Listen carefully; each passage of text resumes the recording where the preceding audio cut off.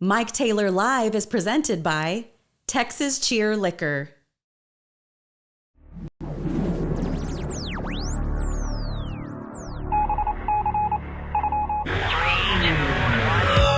And now, live from Oahu, Mike Taylor. All righty then, we're back. It has been 2 days, and it's time to do our deal once more. Greetings from sunny Hawaii, where it's in the middle of the afternoon and the NFL's going on, which I still will never get used to. The Texas-Alabama game that I'm looking forward to watching Saturday is a 6 a.m. kickoff here in Honolulu. The one day to sleep in, and I got to get up at probably 5:30 to get ready for Texas-Alabama. I have coffee and breakfast while watching Alabama probably curb stomp Texas, but we have a job to do, and we're here to do it again. It's Taylor. Puma's back in San Antonio along with DJ LG. So welcome to the Taylor Show. Subscribe to this thing. Tell your buddies. Smash that like button is what the kids say, so do that for me. And when people hear the word subscription or subscribe, they freak out and automatically think we're going to charge them money. It's free to subscribe to our show. We're so rinky-dink and fledgling that we don't charge any money because we don't have enough viewers to charge money. Once we blow up, I'll start charging $5 a head. But until then, it's free. And but when we're rich in 10 years from doing this, we'll look back on these days and say these were the glory days, Puma, before we, got rich and before we lazy. all got fat and bloated and started suing each other in multiple that's our goal. Courts or multiple countries. Yeah, we've said this many times, and that is, I can't wait to get to the point in our lives where we are suing each other. Oh, I look forward to it. Over royalties, because that means we've made a lot of money. That's correct. I can't wait for that. I mean, it's still going to be a net positive. Oh, no, I think we'll walk out of the courtroom and say, hey, look, the judge ruled what they did. Let's go grab a beer. I think we'll be fine. Yeah, we'll take advantage of the system. Successful, we need a mediator. I look forward to sure. that. All right, tonight I want to get right to it because we got a handful of people here. We are taxing our executive producer Lawrence we're like never LG before. To the brink. I got to give him credit. He's not bitched one time. No, he's got it under control. Yeah, so the title sponsor of this show is Texas Cheer Liquor, and the guy that owns almost all of them is our boy Mr. Singh, who contacted me. Okay, we'll just make this the live spot. So Texas Cheer Liquor's got 9 locations in the area. Now, to be honest, I don't want to be inaccurate. We don't want to be a major news network and be inaccurate here. I want to be accurate. He had 5 locations when we started doing this show. Then he decided to become the title sponsor of our show. Now he has 9 locations. I'm just saying. I can't attest to why that happened. It's just a fact. That's a chronological fact that he has almost doubled his business since getting in bed with our little thing. So anyway, it's Texas Cheer Liquor, and it's so basically when you stick your logo on our show, you get to do whatever you want. And I always take his calls. That's my boy. It was good to see him the other day before the UTSA game. And he knows whatever he wants. 9 times out of 10, I'm probably going to do it. Within reason, of course. Yeah, I'd like to know what the 10th out of 10 thing, what the thing is where you say, no, I draw the line. You'll love this. He's trying to get me to go to India with him next year. He's talking to the wrong person. I'm in. Right. I don't have any. I got a bunch of kids and no expendable income. Mr. Singh, let's go. Let's go. I wouldn't rule it out, but I don't know if I can make it happen by next year. But that's that's my way of saying that when he calls, I pick up the phone. That's correct. So he texted the other night, "Hey man, can you give me a shout? It's kind of important." I'm like, "Oh shit." So let me give him a call. He's pulling all of his advertising or something, Yeah, that's concerning. Sure. Yeah, I've gone bankrupt. I opened up too many liquor stores, and I'm up to my ass in the red. No, but he was like, "Hey man, would you have a guy on for me?" Yeah, sure. Now, who's the guy? It depends on who it is. That's fine.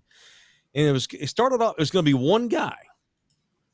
And where I'm going with Lawrence being taxed like never before as the producer of this show And I'm happy. It's just working out great it's gone from one guest to three. So now we're going to have three guys on. And after Mr. Singh told me about the first guy that he mentioned having on tonight, he was talking him up. He's this badass guy. He's got some other partners. He's done this bit. We're going to promote whiskey at one of the liquor stores. And would you mind having the guy on and talking about his story? I'm like, oh, sure. Who is the dude? And so Mr. Singh's like, I'll send you the phone number so you guys can get a hold of him. Not kidding. So Amon sends me, you take someone's contact in your phone and you share that contact with somebody. Sure.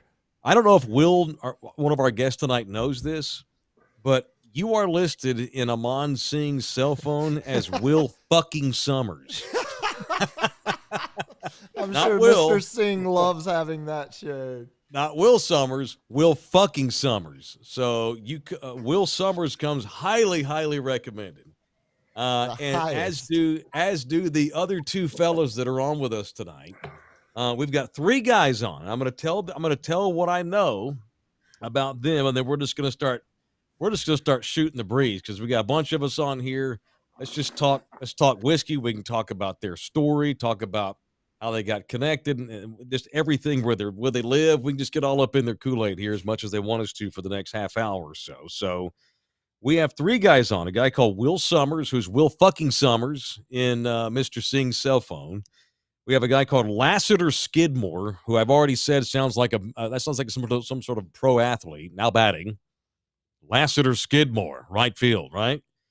And a guy called Vince McCalla, right? Vince McCalla. I want to make sure I get that right. See, damn it. I want to so Macula. You know what? I want to spell it phonetically. Scott Bakula, but I've been called worse. M. Yeah. Macula. Okay, got it. Macula. I don't want to screw this up because I'm pretty sure that of all the guys that are on with us tonight, if all five of us were to get into a fight, or six of us, I'm probably the last guy out of the room. So I don't want to hack off anybody. So here's what no problem. Singh sent me a link to what you guys are doing at one of his stores, the one up in Bernie.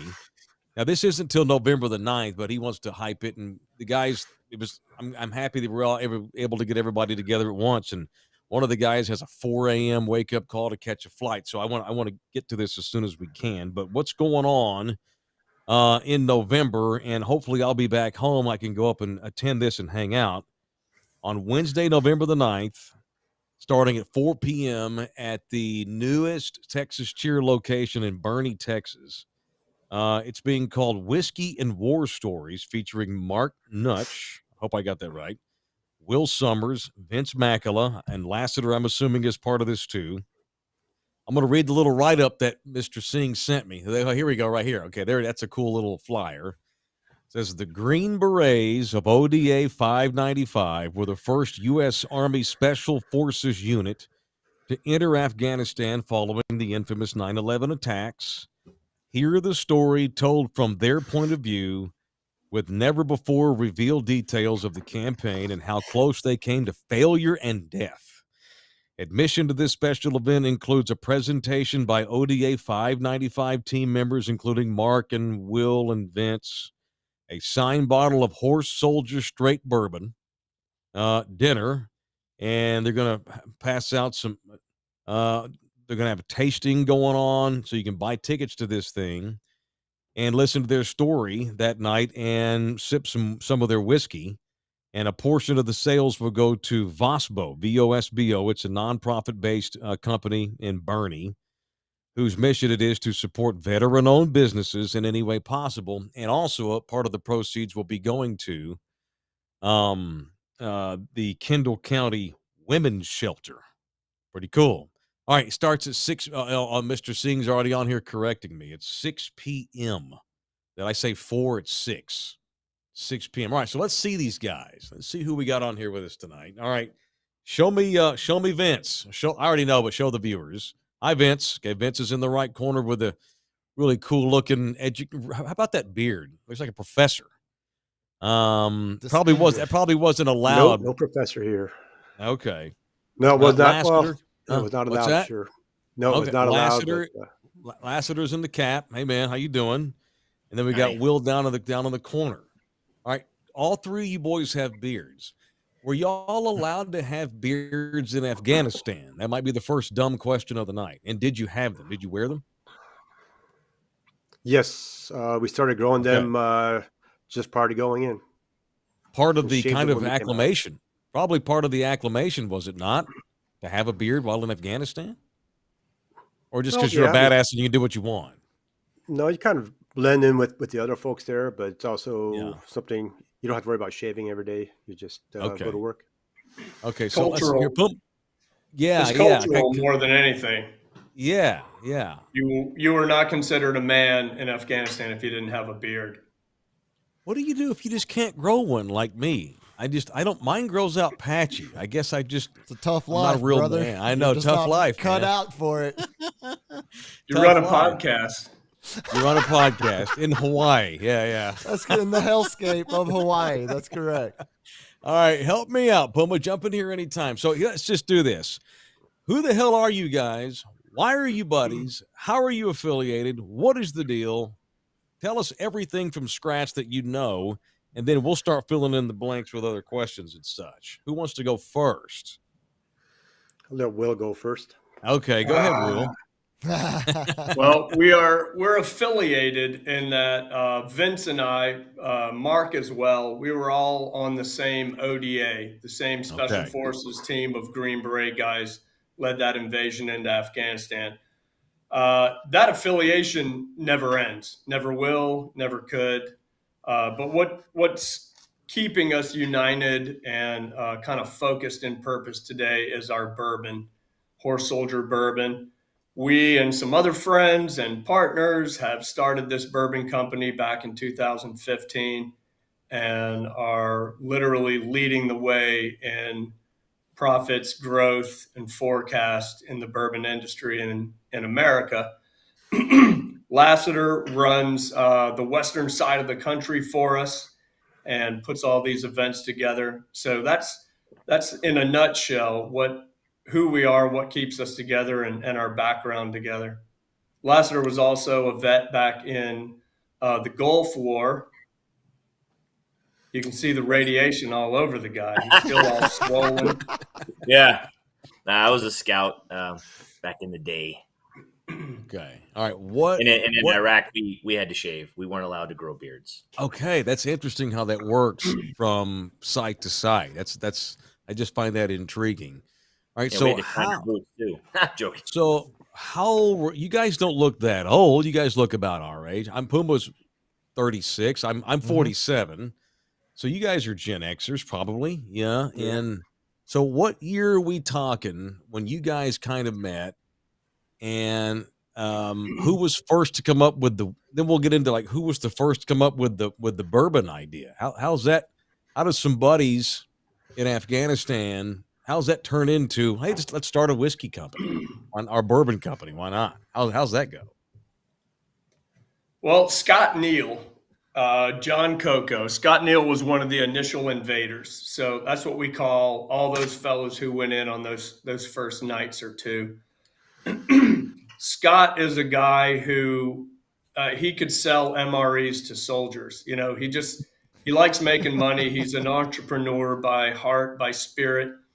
He had a relationship with John Coco, who had already separated from service in the Army, in the CIA, and was a very successful entrepreneur.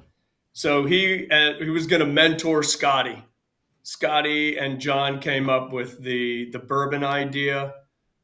We and really Mark had worked with Scott a lot in the past on active duty and said, hey, would you guys be willing to come in, do a joint venture, and start this bourbon distillery?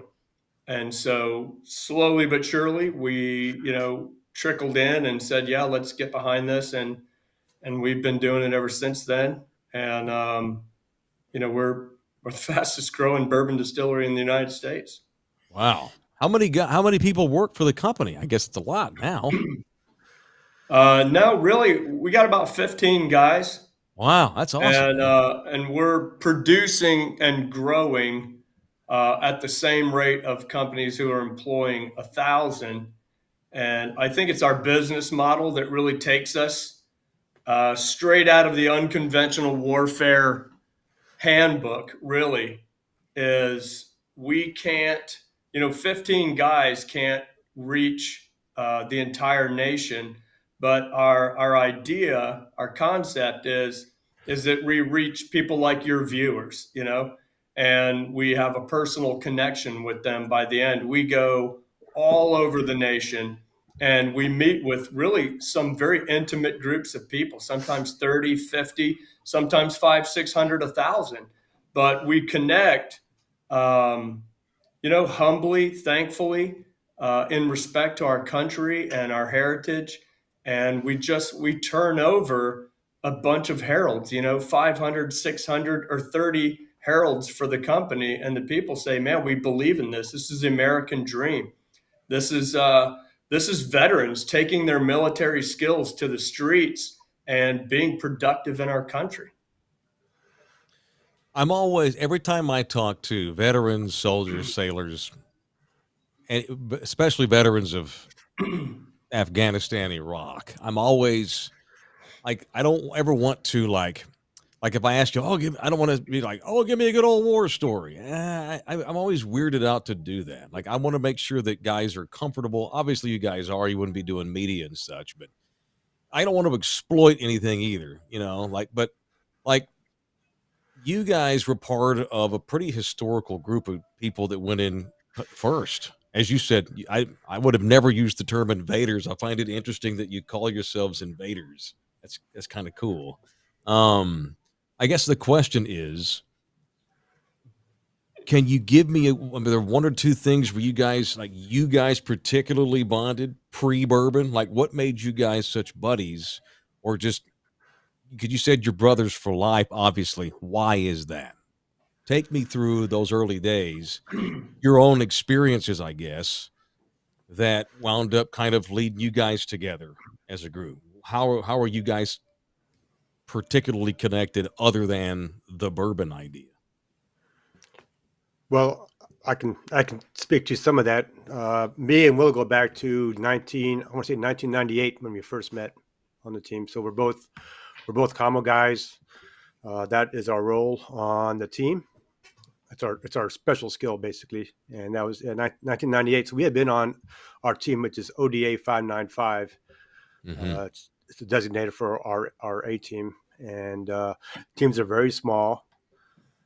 There's not a lot of turnover in the enlisted ranks or the NCOs, so we bond. There's a lot of tough environments, a lot of deployments. I think one of our first deployments together for both being Will was Yemen. Very austere environment. You're training a 1,000-man Yemen brigade, and like I said, there's 12 of you, and we didn't have translators, so we were on our own speaking Arabic. Good Lord. So those kind of missions kind of test you and draw you together. Well said, man. I mean, go ahead. Like, I would have never guessed Yemen. Suffering alone destroys you, but suffering together strengthens you. Yeah, it's a bond, Yeah. I gotta ask, jumping in on that. I mean, you talk about the first time y'all found that bond in Yemen. What was individually, someone like me, as Mike said, I'm 36, so a lot of my friends were quick to enlist, obviously immediately after 9/11, and I wonder what was the individual impetus for y'all to enlist to begin with. What was the drive? What was the push? And could you ever have imagined that it would lead to the the deployment that y'all, the historic deployment that y'all now talk about? For me, Go ahead, Will. I came from a family history. My father served as a Green Beret. I have 4 brothers. All Green Berets are in special operations. So it was just, it was kind of a brother competition, you know, who could score the most touchdowns. Oh, I'm sure. Yeah. And as far as being there and who could see, you know, the future from where we were currently, there was no ideas of bourbon or statues or monuments or glory. I mean, we were there very thankfully doing our jobs together, you know, for even for a Green Beret to enter into an unconventional warfare theater and to do that, to use that skill set at the time. We'd seen nothing of the sort since the early days of Vietnam, and now we're smack dab in the middle of it. Right. And Right. it's like training for you know a decade, and then you're in the Super Bowl. And Well, and so sorry to cut you. I read you were actually training when 9/11 happened. You were on the training ground when y'all got the word of 9/11 actually going down. I was reading earlier. sure, you're always training. Yeah. Yeah, at Vince, that what time about you, man? at that time we were on the Cumberland River down in Tennessee when the night of 9/10 and early morning of 9/11. So that's when we found out about that. And then as for me, as far as the Army, my dad was a World War II veteran, and he rarely talked about his experiences. I know he was China, Burma, India campaign, and he actually was up in Khyber Pass area of Afghanistan. I learned after his death, I found some of this out. But for me, I joined my junior year of high school. I always knew that's what I wanted to do, and never dreamed like anything like this would happen. Like Will said, you're just happy to do your job.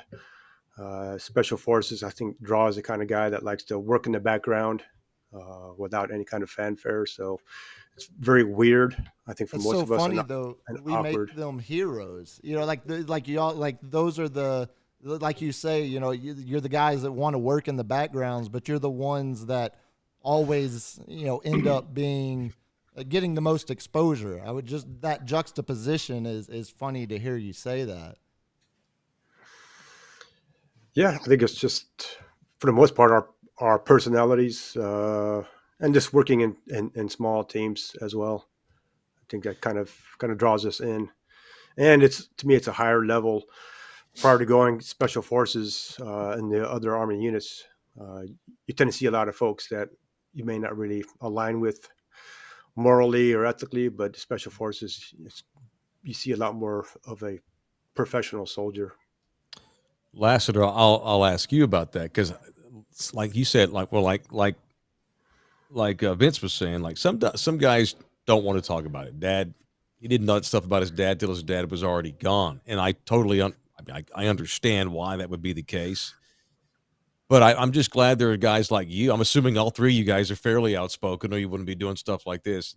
I'm glad that there are guys that are okay with discussing whatever. Not like I'm not trying to get all into these bloody gut stories, but it's cool that guys are talking about it because how the hell would we know this kind of stuff? At least remember that, and don't forget that, and know why this happened, and just to lead us down a historical path.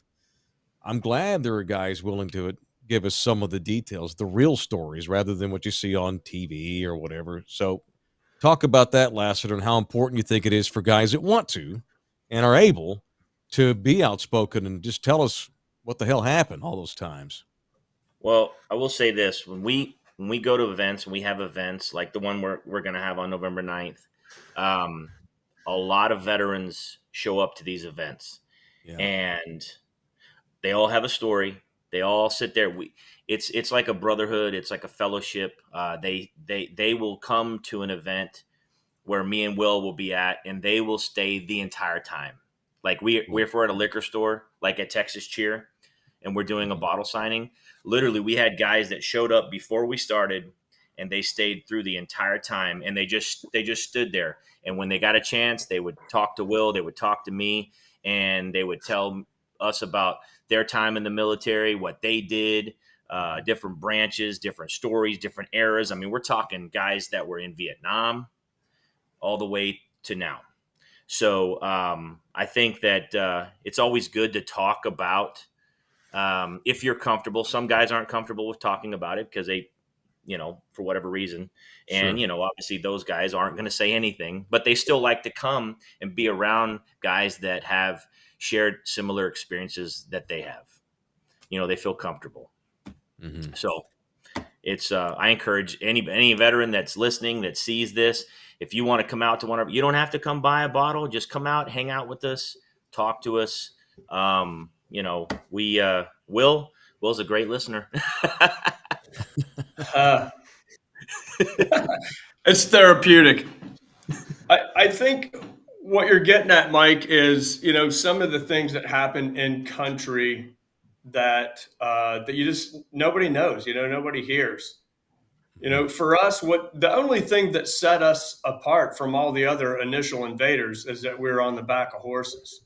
And all the little things that came with that.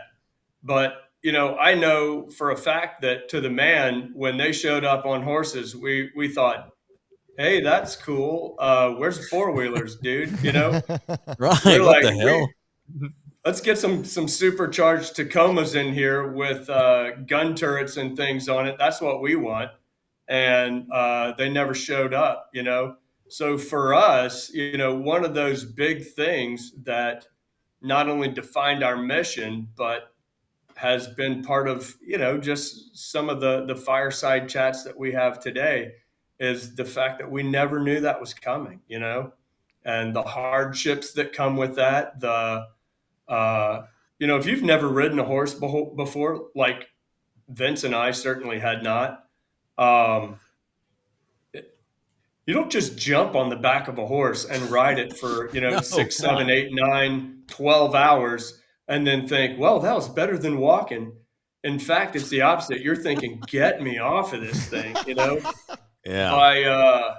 I think probably within a week of getting there, I know Vince and I, like my saddle was actually the pelvic bone of a cow, flipped upside down, tied on with a single piece of rope, and it had a very thin piece of carpet over it. Mhm. And so you get in that rascal day after day for several hours, and you've got a nice little soft American tushy. We woke up in the mornings and literally had to pour water down our pants just to get the pus and blood and blisters to separate your clothing from your skin, so you weren't cracking and breaking away these open infected wounds. Oh my And God. I know I gave special attention to Vince morning after morning to make sure that he was ready to ride. And I appreciate that. That was nice Yeah, of you to we look out for groomed each other like monkeys out there just to be able to get back on God. the horses. Okay, so for the idiot like me, I was like, why are we on horses when we've got billions of dollars of toys to use? Why are we horsebacking here? Real estate. I mean, it didn't support anything but horse travel. Wow. Right. You can't drive a four-wheeler on a 12 to 18-inch wide rock ledge. Right. So Gosh. that No so that Humvees. means how many of the 12 who did have horseback experience? Mark. Mark, Yeah, Mark had that it. one guy. Okay. That's it. Wow. So Dang. traveling said tiny trails through the mountains with just learning on the fly, on the horse, Exactly. on a makeshift. Wow, that's insane. It's funny That's because I was crazy. going to ask a question about Green Beret training, like how one becomes a Green Beret, like the process of that. Obviously, there's no horseback seminar. You had to learn on the fly when you No, got there. Golly, you no. read I just read a thing the other day in the New York Times on the SEALs, on how the SEALs have actually they've made their training less difficult because the training there for a while I think got too difficult. Guys were too few guys were making it through. Too many guys were getting hurt. Blah blah blah. So they've actually it's not. I don't want to say they made it easier. It's just less difficult. I bet that the average American probably knows more about maybe because the SEALs are super. I don't know, for some reason they become more popular or something. I don't know. And in pop culture, Hollywood. like we know a lot about that training, but tell us about Green Beret training. I know you guys are badasses, but I've never heard many stories about the process of becoming one. Well, I think it's definitely physically demanding, but the big difference that I picked up on is it's there's kind of three tiers to it. One, yeah, it's got to be extremely physically demanding, but then two, we're looking for a level of intelligence and maturity. And so we do training that separates you from you have no one to rely on but yourself. If you're in the woods in the middle of the night by yourself and you're in, waist or chest deep water with a backpack and you're trying to navigate by a map and a compass, um, that can be very challenging and it sets people apart. If you can keep everything together, knowing that you have, 12, 15 miles could be on some legs of this thing. Mhm. Um, it sets a man apart. So they want to see that you're physically tough, and that's great. But just about anybody can do that. But then if you have that level of maturity and intelligence to separate fear and anxiety and everything else, and still make logical, good, smart decisions. Right. And then finally, the third tier is then you're united to a team, and you have to operate well as a team player. So they want to know, okay, are you tough? Great. Are you smart? Great. But then the final thing is, can you operate within a very small team of men, bring your skills and talents, and give everything you have to the success of just those 12 men? That is what I think separates us from all the other branches and has since World War II. Is in the inception of special forces were guys who operated in small teams, far behind enemy lines, even sometimes by themselves, and it was physically grueling. And so that's what bred and grew the Green Beret training. All right. I want to support veteran-owned businesses, and I'm glad. I'm happy to. You just should support veteran-owned businesses, right? Bourbon still got to taste good, though, guys. So sell us on this bourbon. Let's talk about this bourbon. I mean, sell me on the bourbon. Well, I'll take that. Okay, Uh, well, you got all the booze behind you, Yeah, I man. was about to say you got the bottles to show it. So our bourbon Empty. is we have three different marks. We've got our straight bourbon, we've got our small batch, and we have our barrel reserve or our barrel strength. Each one of these just took double gold in the World Spirits competition in San Francisco, and that has never happened before ever. A whiskey brand double golds in every single mark. People have taken double gold, yes, but not all three. Actually, we took 4 because also our Commander Select got double gold as well. So Clean sweep. it's delicious bourbon. Our straight is a high rye mash bill. The small batch and the barrel strength are both wheated bourbons. So we have something for every bourbon lover. Some people like ryes, some people like wheats. We've got them both. So take your pick. A fun fact is every single bottle, every horse soldier bottle is molded in a steel mold that is ground zero steel. We were gifted some ground zero steel, some World Trade Center steel from the Port Authority, and we whacked off a piece of it and melted it down and made bottle molds. So every single horse soldier bottle that you hold in your hand has been molded and made in ground zero steel. Wow. LG was running some of the website stuff. I saw a couple of guys in videos. Was that any of you guys, or those random guys? Are you guys on the website? That was Scotty. Yeah. Okay. Who was I'm not in there. Scotty? Who's Scotty is our CEO. Okay. And he was also, as Will said, he was also a Green Beret. John Coco was the original president, and he was a Ranger. I see. He was in there too. And being the CEO and president, they Uh-huh. reserve all of the cameos for themselves. Of course. I was going to say, well, I mean, you got to Uh, put the boss on there. Yeah, notice it says Mike Taylor right. live down there. Yeah. That's right. Yeah. Who's And I this get other I'm guy? in the middle. Yeah, I'm in the I'm middle. just the dude in the corner. Dude, How how inferior do you feel as a human? Massively, massively. And unaccomplished. It's literally. This is the feeling every time I go home for a family reunion, and I'm surrounded by my uncle who served, my cousin who served, my cousin's husband who's a Marine. Like I'm back, and I'm just like, I talk about the Cowboys and play fart drops Monday through Right. Friday. Like Yeah, it's but like that's fine. I can't compare.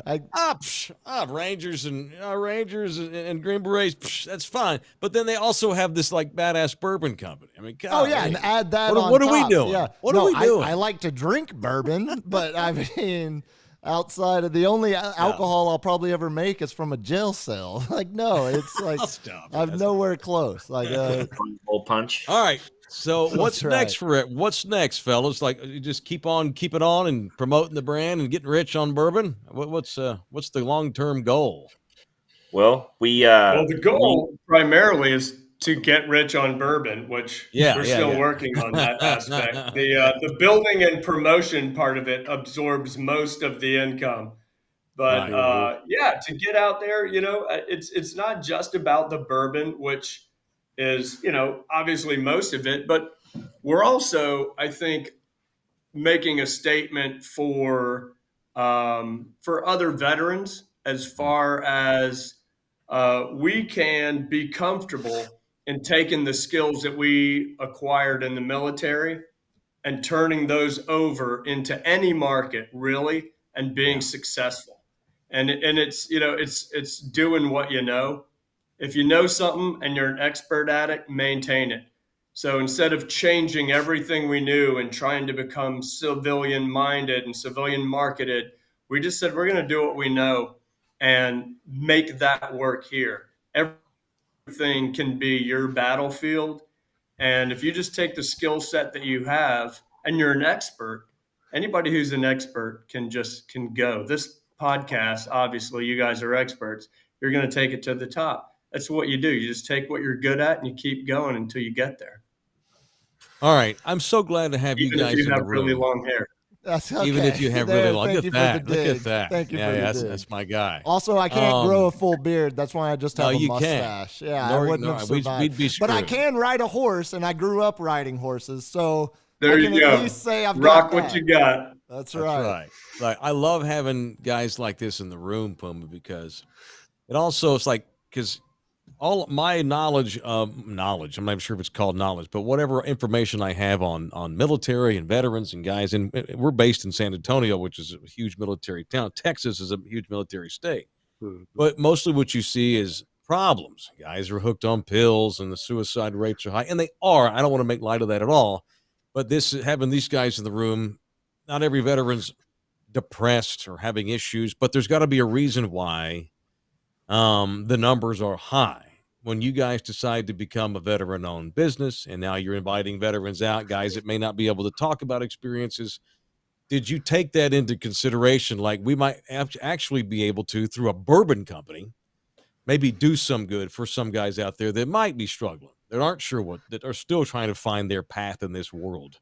You guys feel like a responsibility to, I don't know if it's counsel or just influence positively a lot of guys who have struggled since they got home? Yeah, I think so, because we all did that. I retired in 2016, and I worked as a contractor, running around doing that. And I'm glad I landed on this, though. This is something that it takes me outside the military, but we also have programs like our Commander Select that we give back to a lot of the veterans charity groups, and I want us to grow to the point where we're able to hire a lot of veterans, have them come on board. And then the best part for me is just going out as a brand ambassador, meeting with the folks at tasting events, whiskey and war stories events, and just talking to other veterans. And that does a lot of good, just back and forth, talking to them. We always feel better talking to one of our own, right?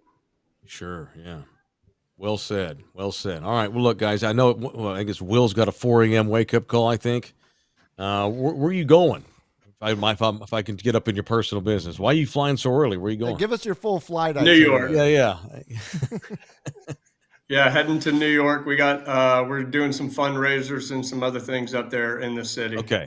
Oh, okay. Very good. All right. Okay. But then back in Bernie on November the 9th at the Texas Cheer Liquor location to do some sippings, do some tastings, and hopefully do some bottle selling and just do some hanging out and doing some talking. So this is Whiskey and War Stories, as I mentioned, which will come down on November the 9th. It'll get rolling at 6 o'clock up near Bernie. Fellas, he and Puma and I are going to stick around and talk about crap, but I'll let you three guys go because I've had you on for 45 minutes. I can't thank you enough, Will and Vince and Lassiter. Good luck with the company. Continued success. The bottle's beautiful. I had no idea on the story of like the actual manufacturing of the bottle and how some of it's molded after actual steel from 9/11, but it's a beautiful bottle. No matter where it comes from, it's great. So congrats, man, on the success so far and all the luck Thank in the you. world going forth. Thank you, fellas. Thank you, guys. Pleasure, very fellas. Thanks much. for having us. All right. Thanks a lot, guys. Good luck. All right, man. Superior humanoids in the room tonight, and that's not me. I'm not kissing ass. That's just true. No, it's fact. It's fact. I mean, Yeah. it's like I'm going to go home and tell my wife about my day of literally sitting behind an audio board and then hearing them talk about chafing their thighs so bad on horseback in the middle of the mountains of Africa. Yeah, no, it just doesn't compare. It just no comparison. I mean, I'm trying to you picture them as young men, coming up through the training. I'm going to be a freaking Green Beret. I'm a Sure. badass. Yeah. We're going to Afghanistan. Okay, cool. I got to ride a fucking horse. What? What? What? Why did like? How did we skip this in training? That's insane. Like, You have to think it's like the odds of me dying are increased because I don't know what the fuck Right. I'm doing Well, on and this that's- giant animal. Well, and imagine, I mean, he's talking about traversing through the through the mountainside with, Yeah. 16-inch trails on a horse that is, I'm going to assume, I didn't ask, but I'm going to assume it probably wasn't the best trained horses to begin with. It's not Yeah, like it's they're not getting Seattle on Slew out Hollywood there. stunt props. Exactly. Yeah. It's some little stallion that they're halfway busting in as they learn or as they get used to it. It's insane. It's Pretty crazy. yeah. It's a different echelon of humans right there. Yeah. If I don't, I'm not even sure where I'll be on November the 9th. If I'm home, I think I do want to go up for that. Is that probably a weeknight though? We can go up after it's the a show. Wednesday. We can go up after a show though for sure. Yeah, we can be in Bernie by 7:45 probably. Oh, Just easy. hang out for an hour or so, Yeah. meet the guys. That would be really, really Absolutely. cool to meet them in Yeah. person. All right, show also brought to you in part by RNR Auto Glass, the official auto glass fixer of this television show, right by the airport in San Antonio at 281 in Tacoma. No matter what the damage is to the glass, whether it's the sunroof or the side windows or front windshield damage, they will fix it quick. They have a huge fleet of inventory. They have a huge warehouse right by the airport. Janet and the guys will take care of you in a very timely fashion. No screwing around having a carpool or ride a bus or take an Uber to work the next day because your car will be in and out. And oh, by the way, they'll give you a discount. You'll get the Taylor Especial if you mention me at RNR Auto Glass. All right.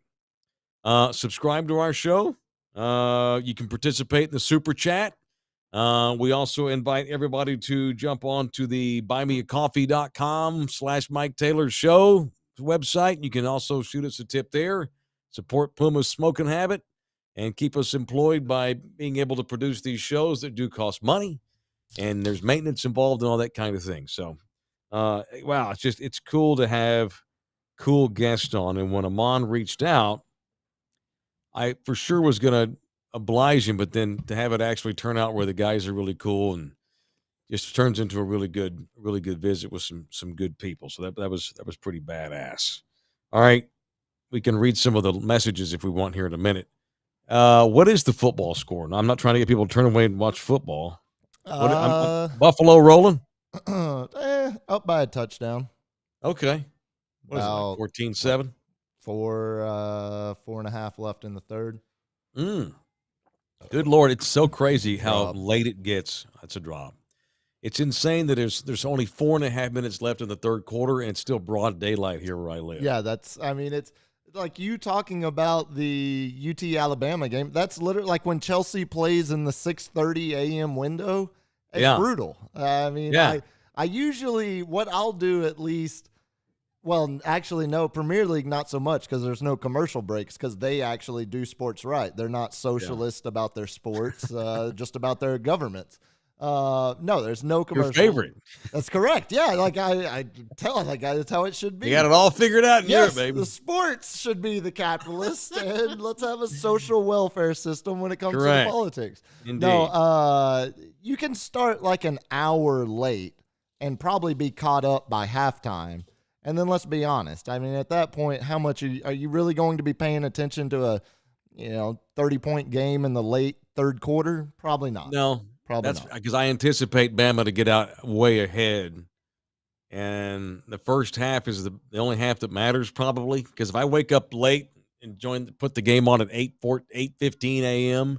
and it's in the third quarter, it's 41-9 Bama. I mean, I got up for nothing. Don't check scores though. That's what I mean. Like I will intentionally start a game like an hour late just so I can skip every commercial break of the first quarter. Yeah. Yeah, okay. Because I get so bugged. Because the worst thing about watching football, and I'm reminded of this immediately tonight with the NFL season kicking off.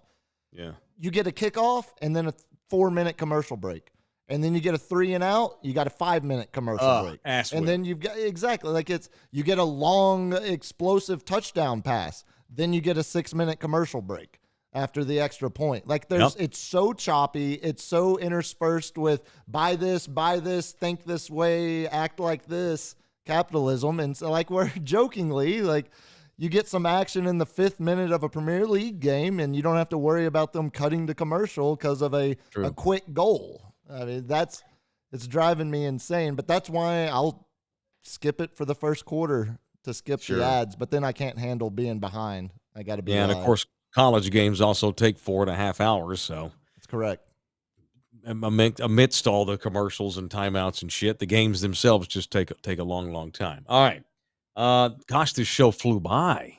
It's an just having those guys on was cool. Yeah, it could have been another hour. Yeah, it could have been another hour. So that's on November the 9th. Thanks to Texas Cheer Liquor for making me aware of that, of those guys being out there selling that bourbon. Show also brought to you by JM Pool and Spa.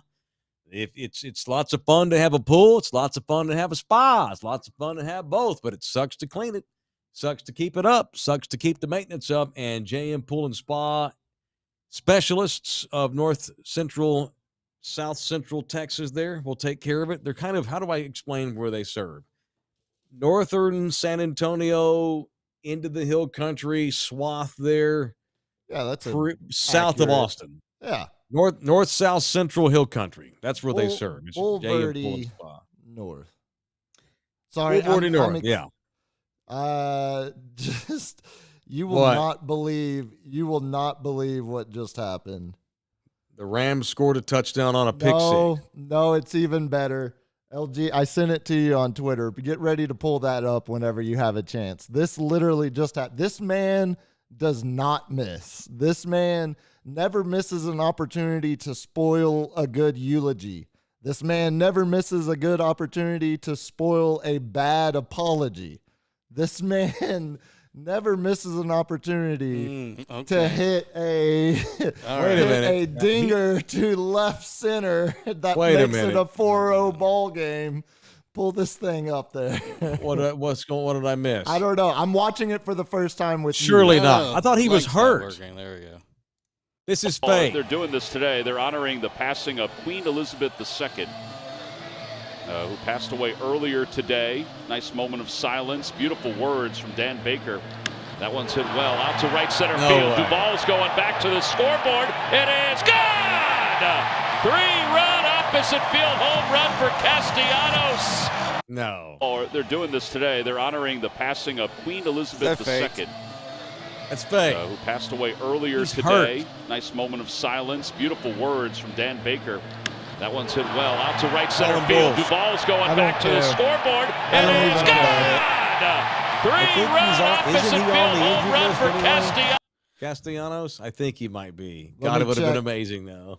I don't even care about the God. accuracy of that one. God, it's so funny. That poor guy. How do you think he feels about the whole bit? Probably ass whipped by it, but it also takes him as like a 1-2 time All-Star, maybe that. It kind of elevates his legacy a little bit, quite a bit, way more Yeah, than maybe, his play yeah. on the field does. I mean, we're going to Yeah. remember Nick Castellanos years longer than we would have based on his production. Oh my God, yeah. He would have So- been just another player who was a decent ball player, and he's gone and ex-ball player. That's it. Yeah, and that can also crazy. that can go the other way too. When you have like I remember Lenny Dykstra way longer than I would have based on his production because of his after playing career fraud and legal issues. Because at he is least a piece of shit. Right, and that's what I'm saying. Castellanos' legacy will be long remembered for overall a good reason. Right. Although he All right, wrote many boys. a eulogy. I'm going to take an afternoon nap because it's Lame. only 4:22. Crazy, right? It's insane.